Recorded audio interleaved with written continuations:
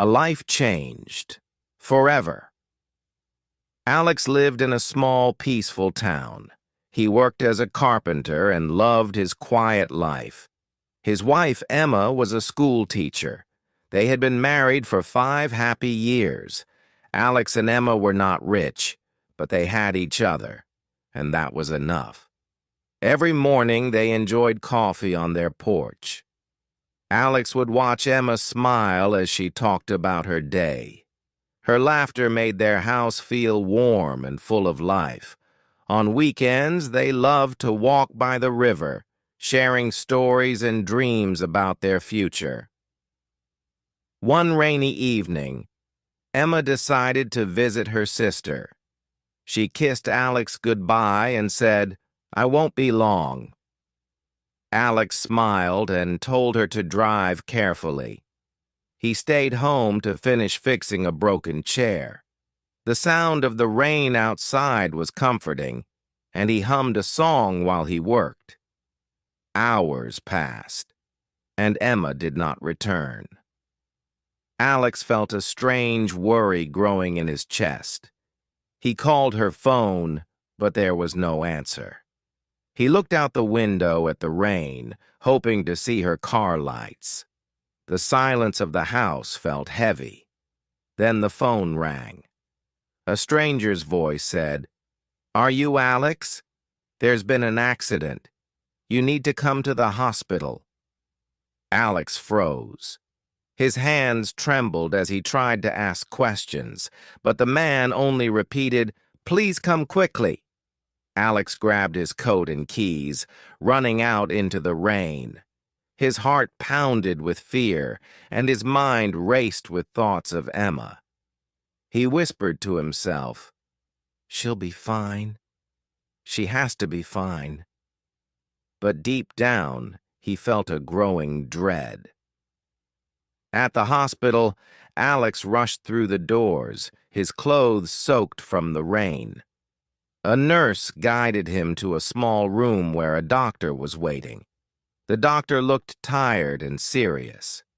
"Mr. Alex," the doctor began, "your wife was in a car accident. The rain made the roads slippery, and her car lost control."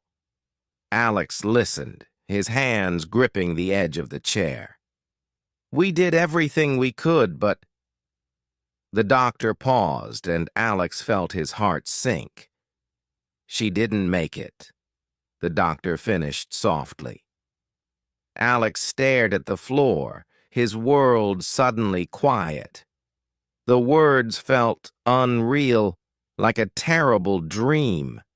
He wanted to scream, to run, but his body refused to move. The nurse placed a comforting hand on his shoulder, but Alex couldn't feel it. He asked to see Emma. When he walked into the room, he saw her lying still, her face pale but peaceful. She looked as if she were only sleeping. Alex sat beside her, holding her hand, and whispered, "I'm sorry, Emma. I should have been with you." Days passed, but time felt meaningless. Friends and neighbors came to offer their condolences. They brought food and flowers, but nothing could fill the emptiness in Alex's heart. The house felt cold and silent without Emma's laughter. Alex tried to go back to his work, but every piece of wood he touched reminded him of the life they had built together. The chair he had been fixing that night remained unfinished, sitting in the corner like a symbol of his broken world.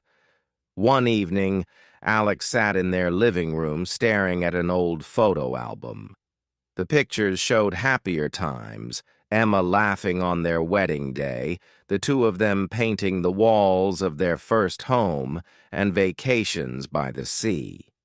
Each photo brought memories that felt like a dagger to his heart. He closed the album and stood up. The house was too quiet, too full of reminders. He decided to take a walk. As he stepped outside, the cool night air hit his face. The streets were empty, and the soft glow of streetlights guided his path. Alex wandered aimlessly until he found himself at the park where he and Emma used to spend Sunday afternoons. He sat on their favorite bench, staring at the empty swings. The sound of the wind in the trees was the only thing keeping him company. For the first time in days, Alex allowed himself to cry. The tears came slowly at first, then all at once. He felt like a dam had broken inside him.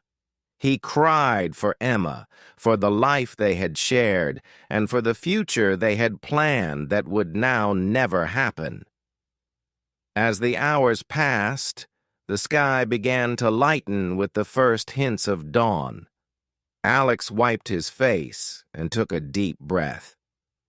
He realized that while the pain would never go away, he had to find a way to keep moving forward. It's what Emma would have wanted. With a heavy heart, Alex stood up and began walking back home.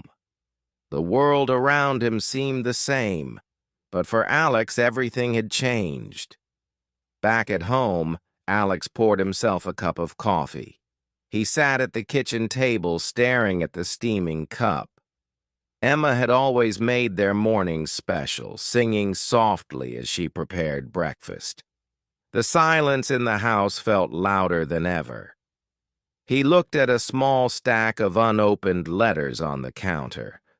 Among them was a card from Emma's sister. Alex hesitated, then opened it. Inside, her handwriting read, "Alex, we're here for you. Take your time, but don't forget you're not alone." Her words lingered in his mind. He hadn't seen anyone since the funeral. Friends had called and knocked on his door, but he didn't have the strength to face them. He'd shut himself away, drowning in his grief. But now, a small part of him wondered if isolating himself was helping or hurting. That afternoon, Alex picked up his phone and scrolled through his contacts. He paused at the name Tom, his best friend. Emma had always said Tom could make anyone smile, no matter how bad their day was. Taking a deep breath, Alex tapped the call button. "Alex!" Tom's voice was warm and surprised. "Hey, man, it's good to hear from you." They talked for over an hour. Alex didn't share everything, but he felt lighter, just hearing Tom's familiar laugh and words of encouragement. For the first time in weeks, Alex felt a flicker of something he hadn't felt in a long time. Hope. When the call ended, Alex sat back and looked out the window. The sun was setting, painting the sky in shades of orange and pink. He promised himself he would take small steps. One call, one moment, one day at a time. It was the only way forward. The next morning, Alex decided to take a walk through the park. It was a place he and Emma had visited often, their favorite spot to escape the noise of the world. As he stepped onto the familiar path, memories flooded back. Their laughter, their quiet conversations, the way she'd always stop to feed the ducks. Alex found himself at their bench, the one overlooking the lake. He sat down, running his fingers over the wood. The last time they were here, Emma had been excited about their anniversary trip. She'd planned everything, from the places they'd visit to the small cabin they'd stay in. Sitting there now, Alex felt the weight of her absence, but also a strange sense of peace. He reached into his pocket and pulled out a small notebook. It was one Emma had given him years ago, encouraging him to write down his thoughts. He hadn't touched it in months. Opening the first blank page, he began to write. He wrote about the pain of losing her, the moments he missed most, and even the small things that still made him smile, like her favorite song playing on the radio or the way she'd always hum while cooking. As he wrote, a soft breeze passed by, rustling the leaves. It felt almost as if Emma was there, encouraging him, reminding him to keep going. For the first time since the accident, Alex didn't feel entirely alone. He closed the notebook and looked out at the water, letting the calm of the moment wash over him. In the weeks that followed, Alex made it a habit to visit the park every morning. Each day he brought the notebook with him, filling its pages with memories of Emma, his feelings, and even small sketches of places they had been together. Writing became his way of coping, a quiet dialogue with the love he had lost.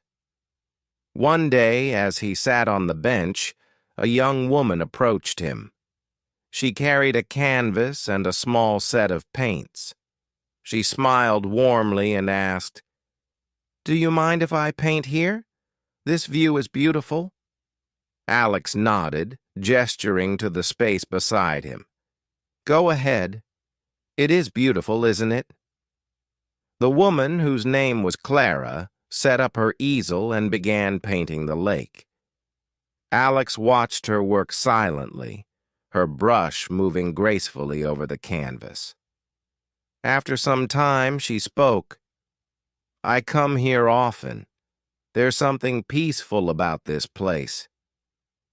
Alex hesitated, but then replied, "It was my wife's favorite spot. We used to sit here all the time." Clara paused and looked at him with understanding. "You must have shared some special moments here." Alex nodded, his voice soft. "She loved this place. It feels like a part of her is still here." Clara smiled gently. "I believe the people we love never truly leave us. They stay in the places they cherished, in the memories we keep alive." Her words stayed with Alex long after she had packed up her painting and left. That evening, he found himself looking through old photo albums, smiling at the moments they had captured. For the first time, the memories didn't feel as heavy. They felt like a gift,